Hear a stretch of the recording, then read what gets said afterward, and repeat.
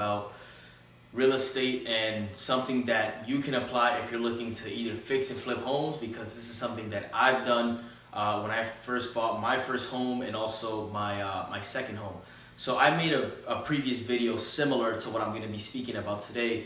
So this is going to be more of a refreshment, because I believe that I'm in the position now where I can give you guys more information as I'm escalating and being more advanced in the real estate realm. So thank you guys for tuning in. Again, this is Jose Rodriguez, team leader of the REJ team with eXp Realty here in New York. And first things first, if you're looking to flip your first property, the one thing that I would ask myself at this moment is not about my finances, not about how much money I have in the bank. I would ask myself, what do I know about real estate and what do I know about flipping houses? And the second question that I would ask myself is, who do I know that's in the industry? Who do I know that's flipping houses? And who do I know that is also a part of that industry? Because when it comes to flipping properties or flipping houses or anything that comes to investing in real estate, there's multiple people that are involved in the transaction. Let me give you guys an example. Okay, first is going to be you, the investor.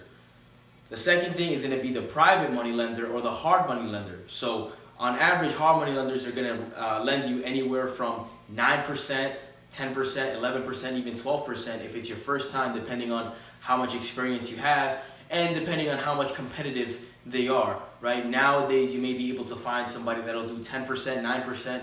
If it's your first deal, you may have to deal with a little bit of a higher interest rate just because it's your first deal and you're looking to get your foot on the door.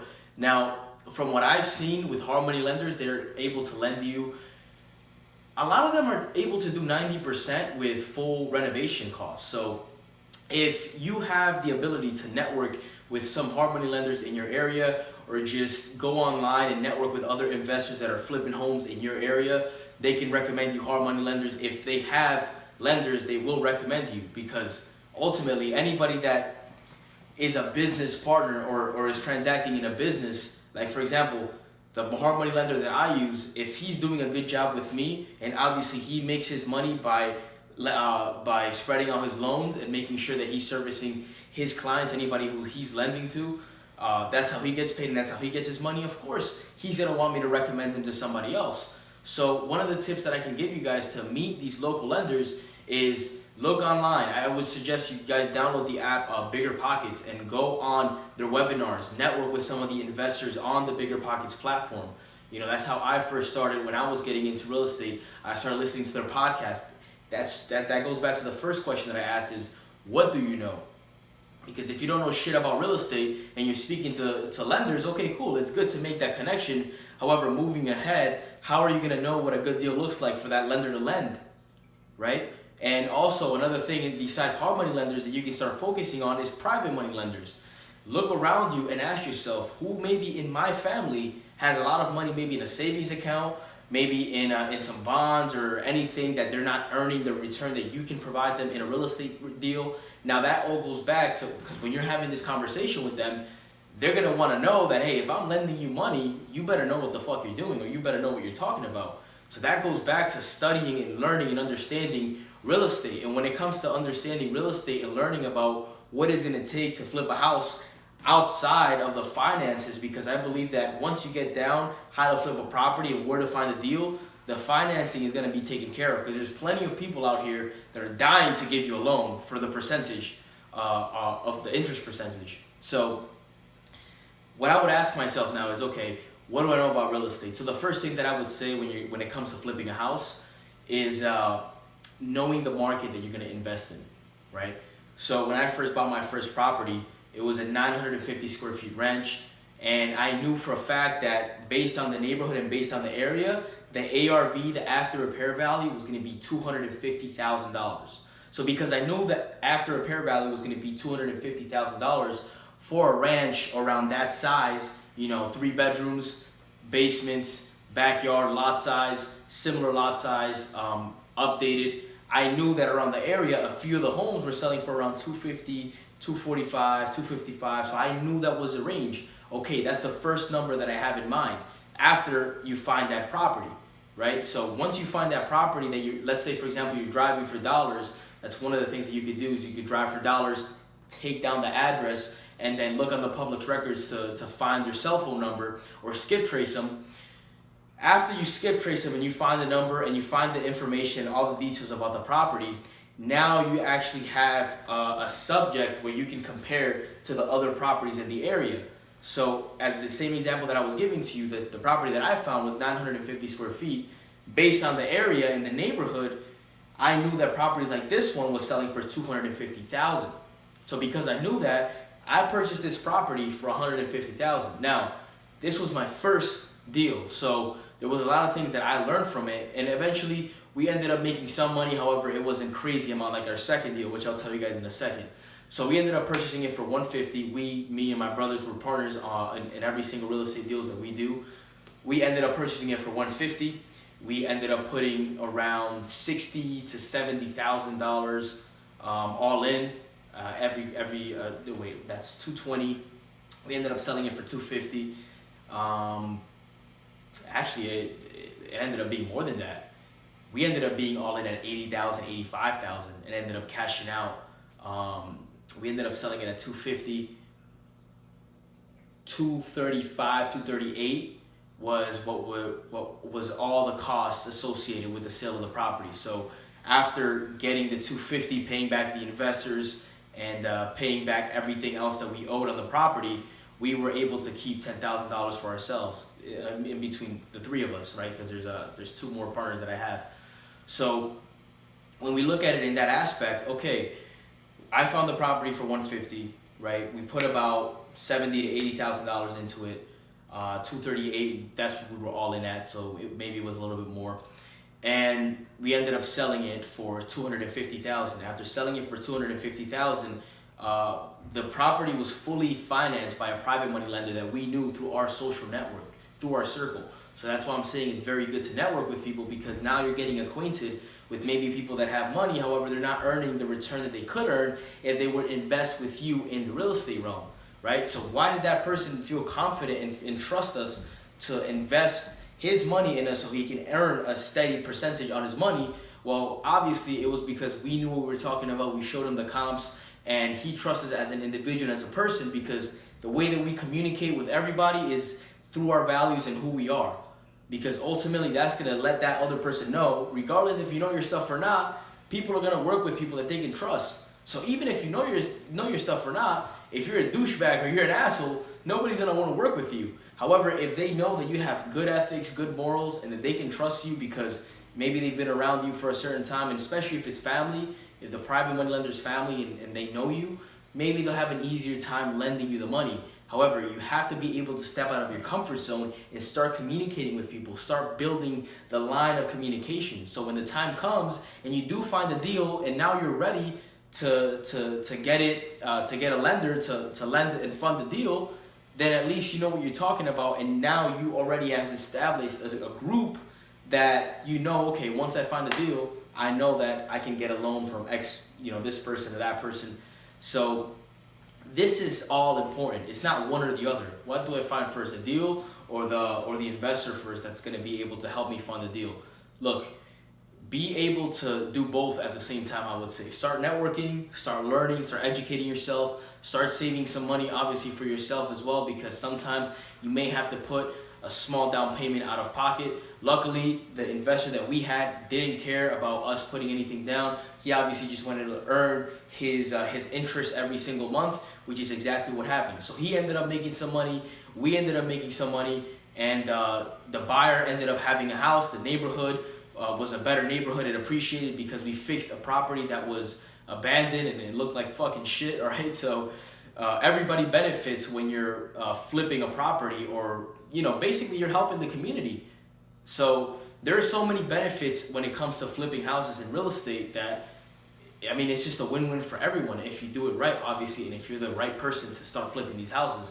Because the last thing that you want to do is earn a negative reputation when you're flipping these properties that it was flipped by this guy George, and we know that George, every house that he flips, I mean, he sold this house to this guy, and they ended up having a lot of corners that they cut. We don't want that, right? We want to make sure that we do things nice and we do things the way that they're supposed to be done, which is why when you find the property, instead of trying to push yourself like, maybe we can squeeze in, the renovation cost, right?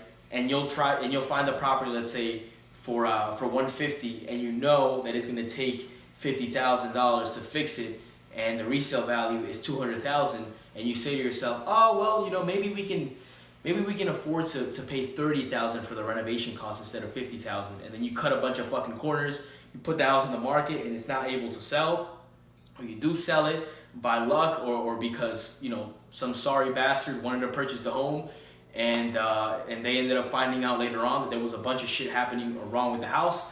You don't want to earn that reputation in your name, and you want to be able to go to sleep at night, right? So I would say always do the right thing, and if you can't purchase a property, if the margins are too close, just move on to the next deal. For us right now, anything that we purchase has to at least give us $60,000 worth of margins. Meaning, if we buy a property for $150,000 and we know that it's going to take about $50,000 to fix with the holding costs and everything, let's say we're all in at $210,000.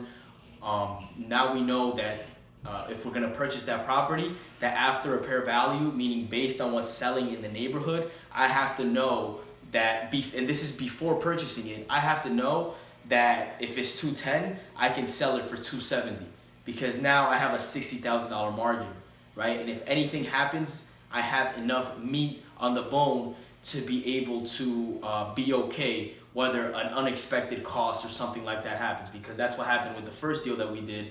We ended up having a septic issue and a water issue, a drainage issue, which ended up costing us almost $20,000. So you have to be very, very careful when you do these things. However, that's why I would recommend at first start previewing houses, start getting into it, physically looking at other properties, networking with local investors, maybe start shadowing a few local investors that are taking a look at these properties, and just learn as much as you can, and obviously take action, because the last thing that you want to do is soak up all this information and then stay stagnant and not do shit with it, right? So you have to be able to keep that in mind. So again, just a quick recap.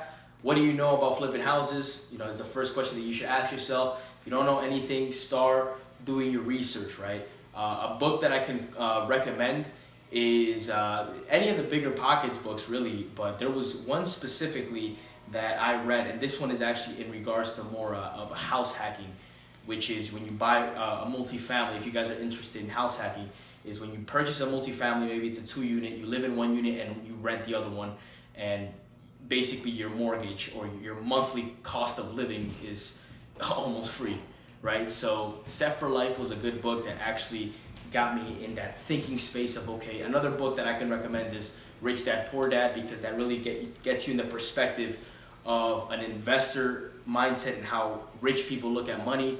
It's way different than how poor people look at money. So Rich Dad Poor Dad is a book basically by Robert Kiyosaki, which he talks about his rich dad, basically, which I believe it was his best friend's dad, had a business, and he would share his perspectives and how he runs his business, how he runs his life, and how he looks at situations through different perspectives, versus the actual poor dad, which would say certain things like, oh, money's the root of all evil, and all these things, right, that would be negatively associated with money. So I just wanted to throw that in there, because obviously anybody that's looking to get into real estate and flip homes, we all know that obviously you want to make more money, and that's one of the main reasons why you're doing it. And obviously it's a good business as well. You're doing a lot of good things, as I mentioned, with the community. However, let's not fucking kid ourselves. We get paid a lot of fucking money when we do the business the right way, right? So our second property, just to leave it off with a better win, because the first deal that we did, it was a lot of learning. The second deal, instead of making 10,000, we ended up making 63,000 of profits in between the three of us. So, man, I would say that obviously you're gonna have your learning ropes, right? And again, one of the things that you can do is you can JV a deal with somebody else, right? So if you know people in your community that are investors and you have the right amount of knowledge, and let's say, for example, you find a guy that maybe doesn't have the time to invest or look at deals, however, he has the money, but you have the time to look at deals, you have the time to find the deals, you have the time to run the contractors and know all these things.